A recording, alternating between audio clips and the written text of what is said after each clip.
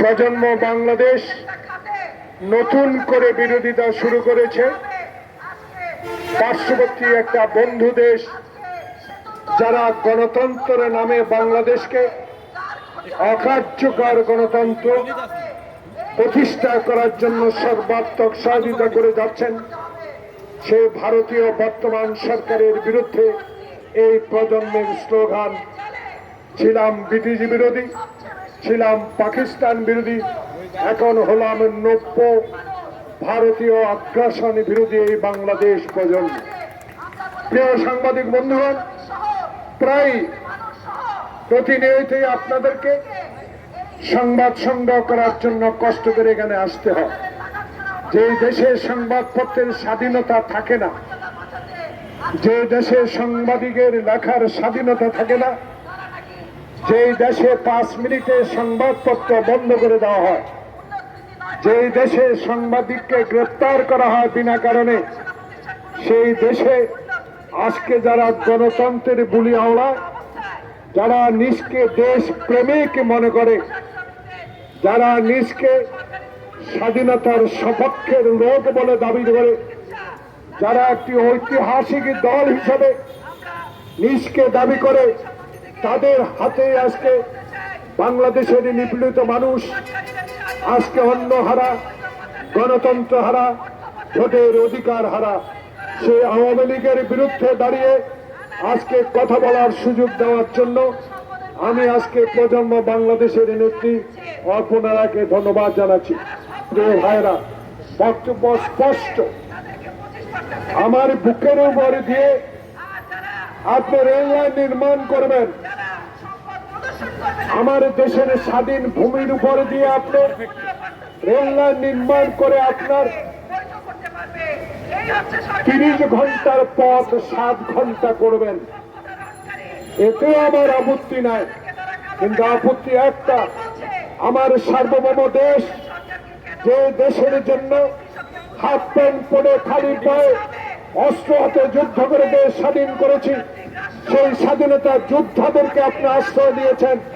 নির্মম সত্য হলো বলতে হয়, সেই কথা আপনাদের এখন মনে নাই। আপনাদের তখন কি মনে ছিল? জনগণ বলা শুরু করেছে দেশ স্বাধীন করে দেব, কিন্তু বাংলাদেশের মাটি আমি ব্যবহার করব। এই অঙ্গীকার নিয়ে যদি 1971 সালে আমাদেরকে আশ্রয় দিয়ে থাকেন, 1971 সালে যুদ্ধের সমর্থন করে থাকেন, তাহলে আজকে আবার প্রমাণিত হলো বাংলাদেশের নিরীহ জনগণের প্রতি, বাংলাদেশের সার্বভৌমত্বের প্রতি আপনাদের কোনো সম্মান নেই, অসম্মান করে যাচ্ছেন একের পর এক। প্রিয় বন্ধুগণ, 16 বছর ধরে আজকে লড়াই করে যাচ্ছে মানুষ, জনগণ এই দেশে গণতন্ত্র প্রতিষ্ঠার জন্য। 16 বছর ধরে আজকে আমার ভোট আমি দিব অধিকার প্রতিষ্ঠার জন্য সংগ্রাম করে যাচ্ছি। আজকে 6টি বছর আমার নেত্রী একটি ভুয়া মামলা, আজকে বছরের পর বছর কারাগারে মৃত্যুর সাথে লড়াই করছেন। আইনমন্ত্রী হেসে হেসে বলেন তার চিকিৎসা হচ্ছে। আইনমন্ত্রী, আপনি কি কোনোদিন সৌজন্য নিয়ে আজকে হাসপাতালে গিয়ে বেগম জিয়ার শরীরের অবস্থা জেনেছেন? কোশ্চেন কালো করেন নাই। তাই আপনার অট্ট হাসি দেওয়া এই অনুভূতি আমরা প্রত্যাখ্যান করি। যেই নেত্রীকে জেলে রেখে বাংলাদেশের গণতন্ত্রকে আজকে হত্যা করে যাচ্ছেন, একের পর এক গণতন্ত্রকে মানুষকে কারাগারে নিয়ে যাচ্ছেন, গুম খুন করে বাংলাদেশে আজকে আপনি ক্ষমতায় টিকে থাকার জন্য আপনি সচেষ্ট। সেই সরকারের বিরুদ্ধে প্রজন্ম বাংলাদেশের লড়াই, বাংলাদেশের জনগণের লড়াই। হিন্দুস্তান, ভারত, আপনারা এখনো কেন বাংলাদেশের অগণতান্ত্রিক সরকারকে সমর্থন করে যাচ্ছেন?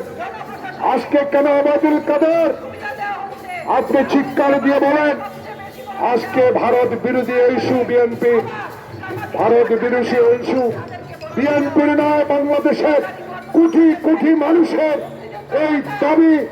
বাংলাদেশকে আজকে যে অগণতান্ত্রিক ব্যবস্থায় রূপ নিয়েছে, আজকে অগণতান্ত্রিক সরকারকে সহযোগিতা করছেন চাই বাংলাদেশের জনগণ এই ইস্যু নিয়েই কথা বলছে, বিএনপির ইস্যু নয়।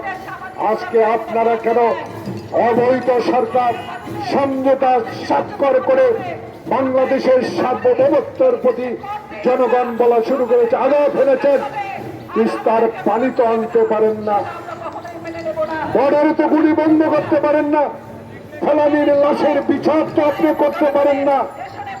আপনি পারেন বাংলাদেশের গণতান্ত্রিক আন্দোলনে মানুষকে গুম করা, মানুষকে বিনা কারণে জেলে রাখা, বেগম জিয়াকে জেলে রাখা, তারেক রহমানকে অসত্য মামলায় সাজা দিয়ে আজকে সংসদ অবৈধ সংসদে দাঁড়িয়ে তারেক রহমানকে ফিরিয়ে আনার কথা বলেন। বাংলাদেশের মানুষ সচেতন আছে, বাংলাদেশের মানুষ জানে কি করে 16 বছর অবৈধভাবে ক্ষমতায় টিকে থাকা সরকারকে বিদায় করতে হয়। শুধু প্রশাসনের কর্মকর্তা কর্মচারী আপনারা নিরপেক্ষতা যদি বজায় রাখতেন, আপনারা যদি আজকে বাংলাদেশের মানুষের প্রতি ভালোবাসা থাকতো, তাহলে অবৈধ সরকারকে, বিনা ভোটের সরকারকে, অগণতান্ত্রিক সরকারকে আপনি সহযোগিতা করতেন না। আজকে কোথায় বেনজির, কোথায় আজিজ, কোথায় মতিউর? আবার নতুন করে ফয়সালের আবিষ্কার হয়েছে। বাংলাদেশে এইভাবে বহু লোক এখন এই সরকারের আশ্রয় আছে, যারা কোটি কোটি হাজার হাজার কোটি টাকা লুট করে বিদেশের মাটিতে বাড়িঘর করে সুইমিং পুল তৈরি করে রাত্রে সাঁতার কাটে।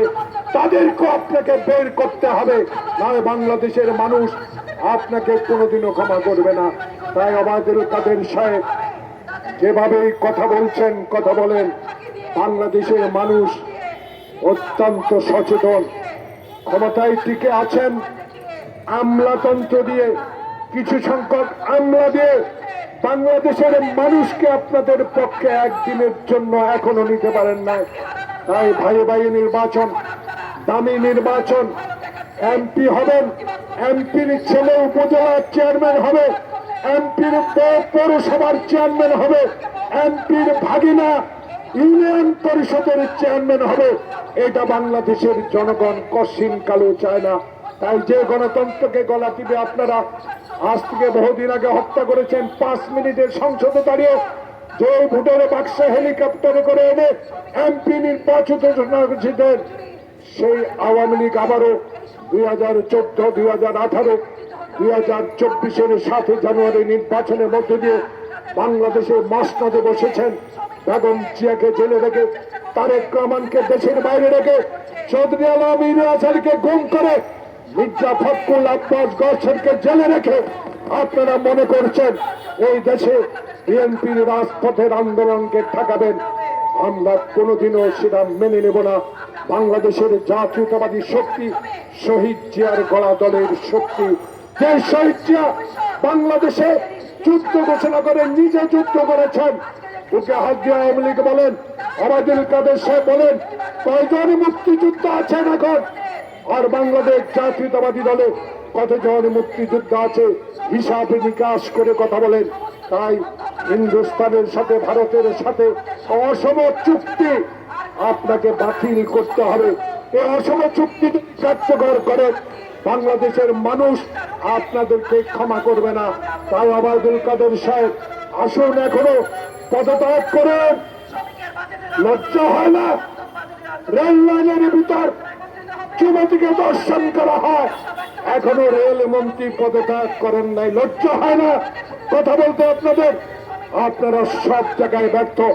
400 টাকার কাঁচামরিচ খাওয়াবেন, দ্রব্যমূল্যের ঊর্ধ্ব করে ঘোড়ার লাগামহীন চলছে। আজকে আপনারা সেই দিকে নজরে না দিয়ে কিভাবে সমঝোতা চুক্তি করে ক্ষমতায় টিকে থাকবেন, সেই দিকে আপনাদের আজকে নজর। তাই আজকে প্রজন্ম বাংলাদেশের পক্ষ থেকে দাবি জানাবো, পদত্যাগ করুন, সময় এখনো আছে। নির্বাচন দিন, তত্ত্বাবধায়ক সরকার কায়েম করুন। বাংলাদেশে আমার ভোট আমি দিব, মৃত ব্যক্তির ভোট নয়, দিনের ভোট দিনে করব।